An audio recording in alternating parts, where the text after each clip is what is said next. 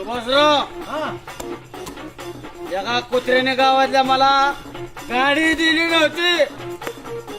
10 लाखाचा आणला घोडा, 10 लाखाचा. 10 लाखाचा घोडा आणला. तर आता तो नादी लागला ना, घोडा आहे. सुभाषराव, 4 चाकीची ट्रायल कुणी कोणाला देईल, पण हे वैभव लाख मोलाची दौलत ह्याची ट्रायल मी तुम्हाला देणार आहे. बसा. मी बाळू अरे कुणाच्या दारात सोडून आणला.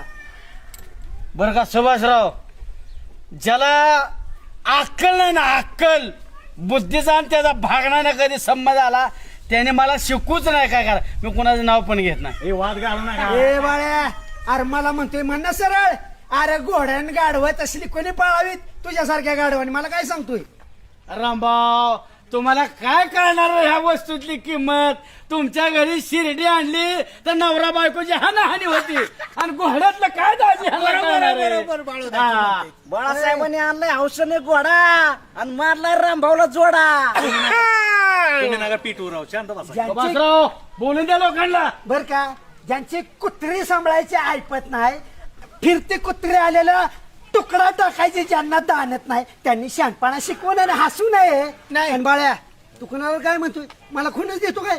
तसलं घोड्यान गाढवाचं मला सांगू नको तू. सुभाषराव, हा. मी असल्या नालायक लोकांच्या तोंडात नाव सुद्धा घेत नाही, आणि त्यांच्या तोंडाकडे पण बघत ए, जाऊ द्या. बाळ्या. वाद सोडा रामभाऊ. डायरेक्ट तुला नालायक राहू म्हणतो. द्या रामभाऊ, वाद सोडा आणि बसवा ह्यांना. असं- अजिबात बसवणार नाही. ए, गाडीतनं उतरवलंय मला खाली. त्या घोड्याचा पाटील, ए, हा. तू घोड्याचा मालक असल्यागत करू नको. आणला चिल भाड्यानी. भाड्याच्या घोड्यावर बसा मी तरी मोकळा आहे. बसा बस बस बस बसू द्या. त्यांना ए, सुभाषराव, चल मी बसतो आण. इकडे चल. बसवत नाही मी तर. गाडीतनं कसं उतरवलं, बसवत नाही. मी अख्खं गाव गोड्यावर बसून तुम्हाला. पाटील या.